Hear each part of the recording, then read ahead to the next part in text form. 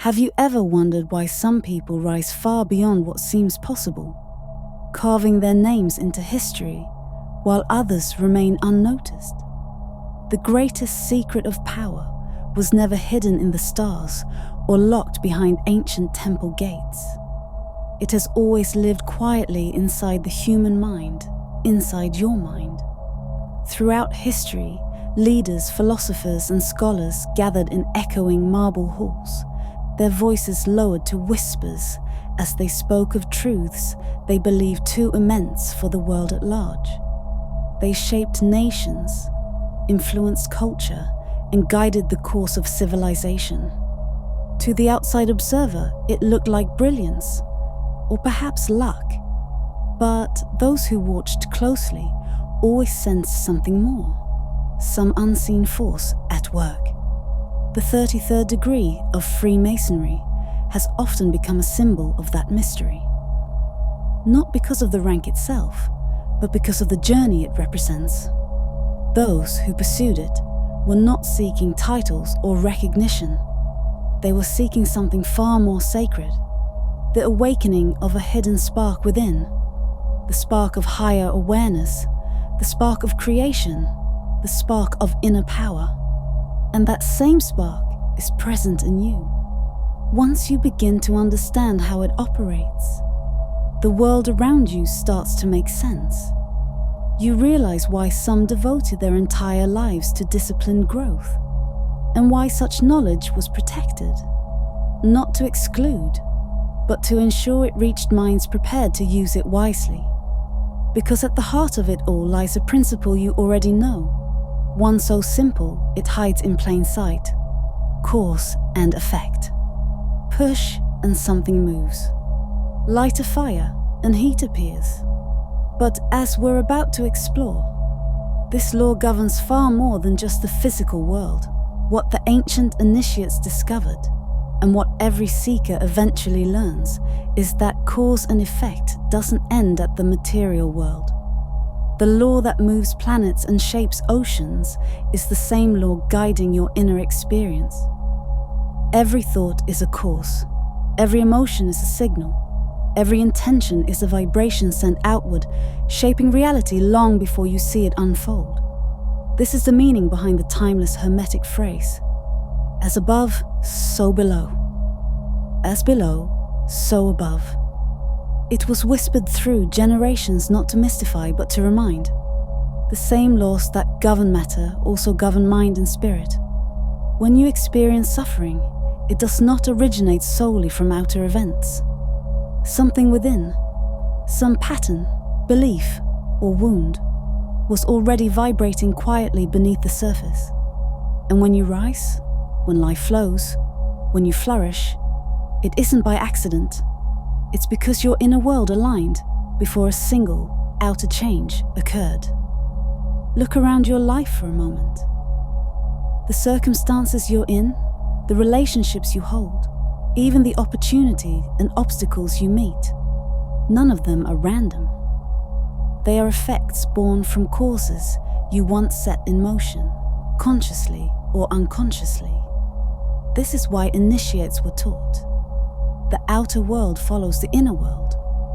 If you want to change the visible, you must first direct the invisible. Albert Pike expressed this beautifully when he wrote, "What we do for ourselves dies with us. What we do for others and the world remains and is immortal." The deeper lesson is not only about action, but about intention. Your motives are causes. Your emotional frequency is a cause. Your repeated thoughts form the blueprint that reality faithfully mirrors. To unlock a higher level of power, you don't push against the world. You reshape your consciousness. Because when the cause changes, the effect must follow. But this mastery depends on something most people overlook: what you feed the mind. Think of your physical body. If you filled it with toxins day after day, your strength would fade. Your clarity would dull. You would slowly weaken. Now realize, the same law applies to thought. What you consume mentally becomes the fuel for your reality. A polluted mind cannot build a joyful life, but a clear and disciplined one can shape greatness quietly, steadily, inevitably. Cause and effect does not stop at the edge of the physical. It begins in the unseen and unfolds into everything you touch. What you continually feed into your mind becomes the foundation of your inner world. If thought is the seed of creation, then your mental diet is the soil from which your life grows. Every word you absorb, every voice you listen to, every screen you stare at, every person you allow into your emotional space, all of it enters the quiet chambers of the mind, shaping your vibration, your decisions, and eventually your reality. And here is the most overlooked truth. You are always transmitting. There is no off switch, no moment where your thoughts are not radiating outward, influencing what returns to you. This is why environment often overpowers willpower. You can try to rise above negativity, but if you live in it, breathe it, or socialize with it constantly, its vibration will seep into you. Cause and effect makes no exceptions. The input becomes the output. The cause shapes the effect. Spend your time with the resentful, and resentment becomes familiar. Spend it among the passionate and purposeful, and you rise to meet them. Epictetus once said, "If you want to know a man, look at his friends." Because we do not grow in isolation. We grow through energetic influence.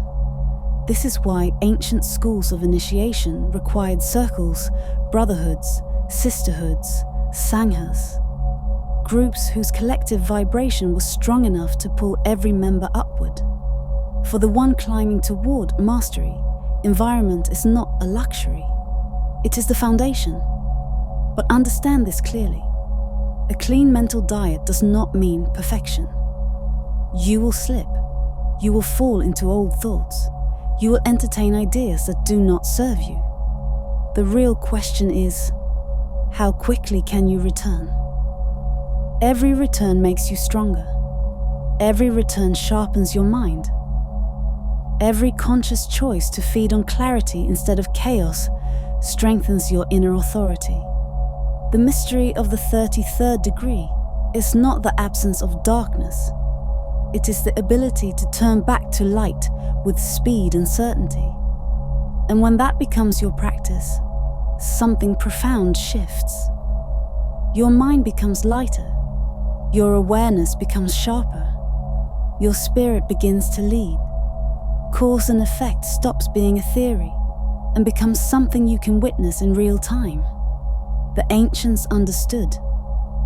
Thought is not passive. Thought is nourishment. And every thought you choose is a step, either upward toward mastery or downward into unconsciousness. You are choosing with every moment. To step into higher power, you must first master what you allow into the quiet space within yourself. Because your inner world is the true temple. And only when that temple is clear, steady, and awake can it receive the deeper wisdom that so many sought to protect. Everything in existence moves. Even the stone that feels solid beneath your hand is vibrating at a level beyond your senses. The ancients understood this long before modern science confirmed it. Nothing in the universe is still. Every object, every person, every thought carries a frequency, and those frequencies are constantly interacting, calling to one another, influencing one another. This is where your mental diet becomes more than positive thinking. It becomes the sculptor of your vibration. What you allow into your mind, again and again, determines the frequency you live in, and that frequency is what reality reflects back to you. Those who walked the higher initiatory paths came to recognize vibration is the silent current underneath cause and effect. It is the invisible bridge that turns inner thought into outer experience. Your thoughts vibrate. Your emotions vibrate. And when thought and emotion align, their resonance becomes powerful enough that reality begins to bend to match it. This is why some individuals seem able to command influence, opportunity, wealth, or direction. Not because they wished for something, but because they became the frequency of what they desired. Cause and effect tells us that our outer life mirrors our inner state. Vibration shows us how that mirror works. You have felt this before. A moment of joy so strong that others could sense it before you said a word. A moment of anger when a room grew heavy, as though the air itself thickened. These are not coincidences. They are demonstrations of resonance. Nothing is isolated.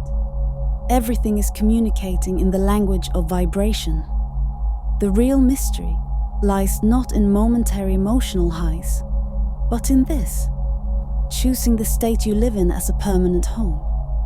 To dwell in a higher vibration is to stand at the threshold of conscious creation. This is why initiates were taught that vibration is the eternal hum beneath existence. Matter vibrates slowly. Thought vibrates faster. Spirit vibrates fastest of all. Yet all are expressions of the same law. To unlock higher power, you do not force. You do not strain. You do not fight your way into change. You tune yourself into alignment with it. Just as a musician tunes an instrument to match the orchestra, you tune your inner world to match the life you are ready to live. Just as a musician tunes an instrument to harmonize with an orchestra, you tune your thoughts and emotions to harmonize with the rhythm of the universe. And when that alignment happens, creation stops being accidental. It becomes deliberate, precise, inevitable. A single thought may seem small, intangible, invisible. Yet every cathedral, every invention, every movement that ever reshaped civilization began as a thought in the mind of one person. Thought is the seed from which worlds grow. But thought does more than inspire your reality. Thought generates your frequency. This is why those on the path of mastery learn to guard their thoughts as carefully as a king guards his crown. To think is not simply to imagine. To think is to cause. Shift a thought, and your inner world changes. Think of love, and your chest softens. Think of gratitude, and the heart expands. You did nothing externally, yet your entire internal atmosphere shifted. That shift is vibration responding to thought. And when a thought is repeated, when it becomes familiar, believable, embodied, it does more than influence your mood. It begins shaping the very structure of your outer world. This is the quiet power of thought. It expands beyond the mind and commands reality to rearrange itself in its likeness. But a single moment of clarity cannot replace years of old conditioning. Just as one drop of water does not carve a canyon, but thousands do. Repeated thought, held steadily, reshapes the landscape of your life. This is why mental discipline is not optional. It is the architect of destiny. Albert Pike expressed it with precision. A man is not saved by the truth he possesses, but by the truth that possesses him. Once a thought possesses you, once it becomes your natural inner atmosphere, it acts through you. It shapes the choices you make, the opportunities you recognize, the paths you walk. The initiate's task is therefore simple, but profound. Let higher thought become the master of the mind. When higher thought becomes your home, you no longer hope reality will change. You know it will, because it must. This is the engine of creation. It is the breath that has always existed within you. So why was such knowledge wrapped in symbols and rituals?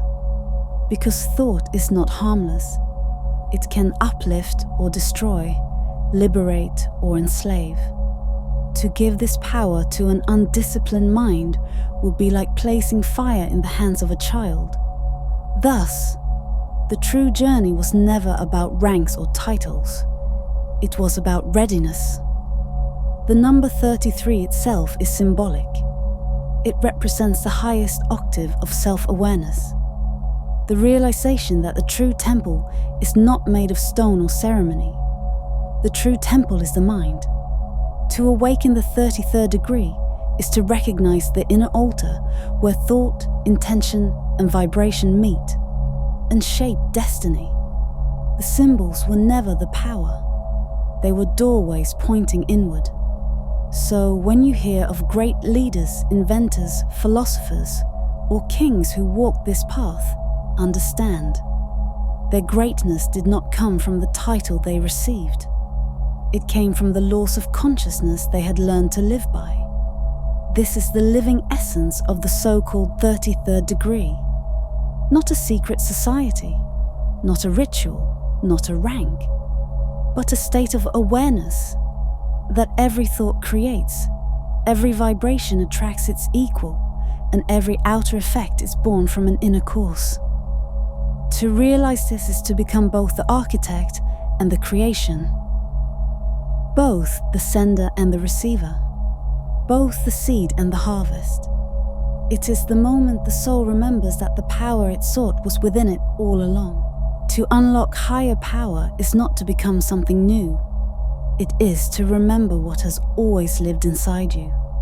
The wisdom was never lost. It was simply overlooked, hidden in the quiet places we rarely pause to examine. As Albert Pike and many initiates understood, the true temple was never carved of stone or guarded by gates. The true temple is the mind. When you begin to treat your inner world as sacred, when you choose your thoughts with care, when you align your emotional tone with clarity and purpose, when you let your spirit lead rather than your fears, you rise into a state no title, no organization, no external authority can grant. You become the living initiate, the one who has remembered, the one who builds inwardly and expresses outwardly. At this point, reality no longer feels like something happening to you. You recognize it as something happening through you. Your thoughts guide, your vibration shapes, your will directs, and life responds accordingly. This is the quiet mastery that appears extraordinary from the outside, but from the inside feels like simply breathing in alignment with who you truly are.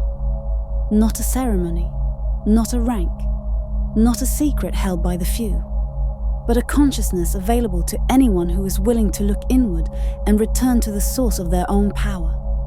From that moment forward, your reality does not need to be forced.